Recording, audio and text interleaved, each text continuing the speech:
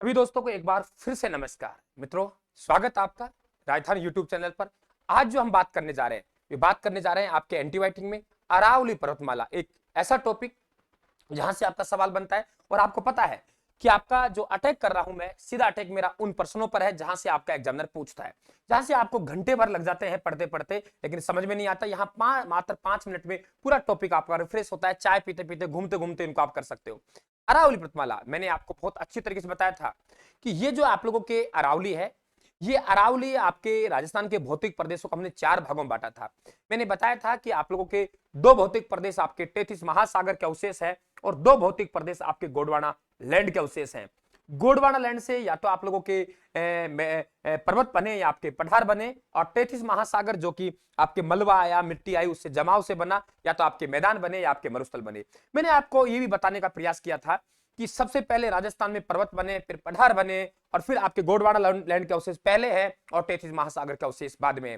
तो आपके बात करें, सबसे पहले आपके क्या बने? पर्वत बने। अरावली पर्वतमाला का सबसे पहले निर्माण हुआ, फिर आपके दक्षिणी पूर्वी पठारी भाग का हुआ, फिर आपके पूरी मैदान का हुआ। थार का मरुस्थल, जिसे हम युवा मरुस्थल कहते हैं, उसका निर्माण आज भी जारी है। तो एक नंबर पे सबसे प्राचीन भौतिक प्रदेश है हमारा राजस्थान का, वे अरावली है। मित्रों, न केवल प्राचीन है बल्कि पूरे संसार का ये सबसे प्राचीनतम वलित पर्वतमाला है। वलित का मतलब होता है कटी फटी, सबसे प्राचीन वलित पर्वतमाला है। मित्रों, बात करें हम लोग क्षेत्रफल, राजस्थान के कुल क्षेत्रफल के 9% हिस्से में अरावली फैली हुई है, और राजस्थान की कुल जनसंख्या का 10% यहां जनसंख्या निवास करती है। क्षेत्रफल में एक आंकड़ा कम है और जनसंख्या में एक आंकड़ा ज्यादा है।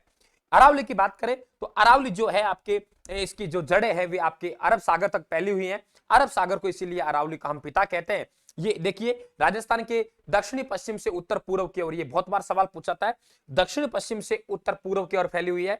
पालनपुर गुजरात, गुजरात से ये यहां से आपकी दिल्ली, दिल्ली से हरियाणा, हरियाणा से गुजरात से राजस्थान, राजस्थान से हरियाणा, और हरियाणा से कहां है? दिल्ली। दिल्ली तक इसका विस्तार है। और दिल्ली में जो राष्ट्रपति भवन बना हुआ है, रायसीना की पहाड़ियां, रायसीना की पहाड़ियां इसी अरावली पर बनी हुई है, चांदनी चौक में।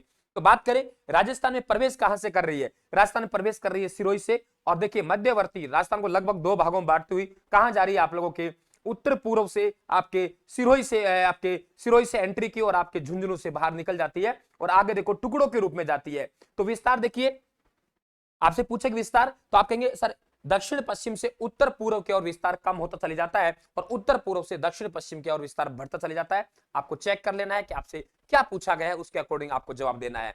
बात करें हम लोग लंबाई की, तो यहां से लेके यहां तक आपका 692 किलोमीटर अरावली की लंबाई है। बात करें राजस्थान में 550 किलोमीटर लंबाई है। सर्वाधिक विस्तार देखने में लग रहा है आप लोगों को, सर्वाधिक विस्तार उदयपुर में है, देखने में लग रहा होगा। न्यूनतम विस्तार कहां है? अजमेर में है। प्रवेश सिरोही से, बाहर झुंझुनू से। सर्वाधिक विस्तार उदयपुर में देखने से लग रहा है। मित्रों, सर्वाधिक विस्तार सब उदयपुर में है, तो सीधी सी बात है कि आपके हरियाली होंगे, वन होंगे उदयपुर में, और यहां हरा संगमरमर भी होगा। और तब मित्रों, हरा संगमरमर होगा तो देश हरो होगा, हरा भरा होगा। देश हरो की पहाड़ियां यहां हैं, और आपके हरियाली अमावस्या आप पढ़ते हो, श्रावण माह की अमावस्या आती है, वे हरियाली अमावस्या भी आपके उदयपुर में। बात करें हम अजमेर में, अजमेर में अरावली का क्या है? न्यूनतम विस्तार है। अब आपको 2 बातें समझनी है।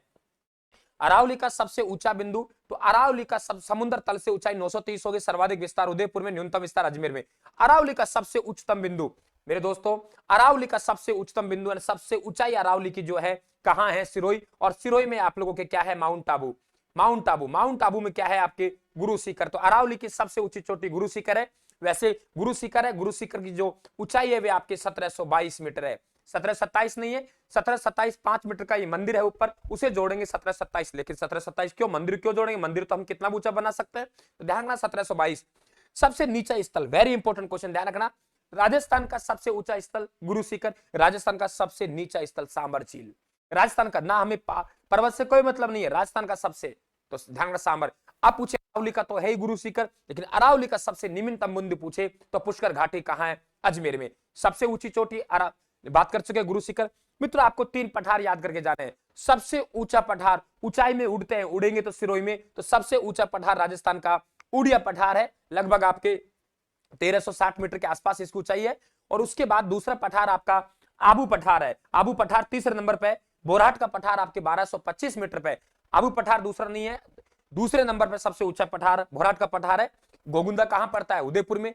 और कुंभलगढ़ कहां पड़ता है राजसमंद में, तो गोगुंदा उदयपुर से कुंभलगढ़ राजसमंद तक इसका विस्तार है। और आपके आबू पठार 1200 मीटर की ऊंचाई पे, जो कि तीसरा आपका ऊंचा सबसे पठार है। साथियों बोराट का पठार, वे पठार यहां से निकलने वाली नदियां दोनों तरफ जाती है, इधर जाएंगे तो वे आपके अरब सागर में जाती है, इधर जाएंगे तो बंगाल खाड़ी में जाएंगे, ये भी आपको पता होना चाहिए। आप बात करें अरावली की, तो देखो अरावली को हम लोग 3 भागों में बांटेंगे। देखिए यहां से देवगढ़, आपके इस स्थान से देवगढ़ पड़ता है राजसमंद। देखिए मैंने 2 स्थान लिखे हैं, देवगढ़ और सांबर झील। अगर 2 का पता लग जाएगा तो कहां से कहां तक अरावली का विस्तार है हमें ऑटोमेटिक पता लग जाएगा। देखिए देवगढ़ नीचे से लेकर देवगढ़ राजसमंद तक आपकी दक्षिणी अरावली, जैसे कि मैंने पहला एंटीबायोटिक दिया आपको। दूसरा देवगढ़ राजसमंद से सांबर झील जयपुर, ये मध्यवर्ती अरावली, और सांबर झील से आपके झुंझुनू तक उत्तरी पूर्वी अरावली। याद 2 ही करना है, देवगढ़ से सांबर झील, कि भाई नीचे का भाग देवगढ़ से पहले देवगढ़ तक का दक्षिण अरावली, देवगढ़ से सांबर झील तक आपके मध्यवर्ती अरावली, और सांबर झील से जाएंगे हम लोग उत्तर में तो आपके झुंझुनू तक आपके उत्तरी पूर्वी अरावली। मित्रों आपसे यही पूछा जा सकता है। राजस्थान की मध्यवर्ती अरावली जो कि अजमेर में है, अजमेर में पुष्कर में तो निम्नतम बिंदु है, सबसे कम विस्तार भी अजमेर में है। यहां दर्रे मिलते हैं, नाल मिलते हैं, जिनका अलग से आपको एंटीबायोटिक दूंगा। दर्रे और नाल, मित्रों वे दर्रे और नाल जो रास्ते मिलते हैं आपके घाटियों में से, उन्हें हम दर्रे और नाल कहते हैं। मेरवाड़ा की पहाड़ियां जो कि अजमेर राजसमंद फैली हुई है, राजस्थान की इन्हें मध्यवर्ती पहाड़ियां कहते हैं। राजस्थान की मध्यवर्ती पहाड़ियां आपके मेरवाड़ा की पहाड़ियां। और दोस्तों ध्यान दें, मध्यवर्ती अरावली की सबसे ऊंची चोटी तारागढ़ नहीं है, तारागढ़ तो 873 मीटर अजमेर में।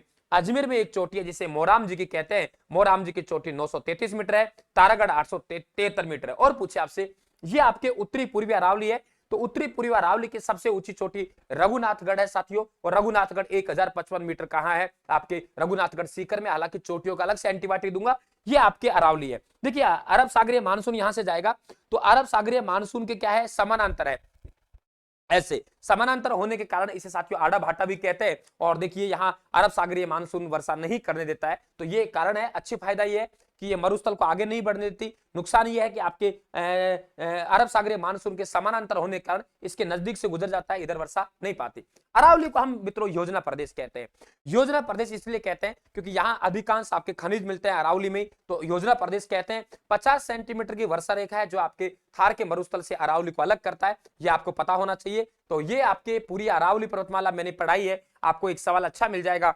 मित्रों हौसला बढ़ाना बहुत जरूरी है, चाहे आपका हो चाहे आपके गुरुजी का हो। तो आप क्लास को शेयर करें, जो साथी नए हैं चैनल को सब्सक्राइब कर ले, और पीडीएफ प्राप्त करने के लिए हमारे राइट हैंड टेलीग्राम को ज्वाइन करें। एंटीबायोटिक जितना सेवा हो पाएगा उतना बिल्कुल सेवा कर रहा हूं, करते रहूंगा। थैंक यू, धन्यवाद, राम राम साहब।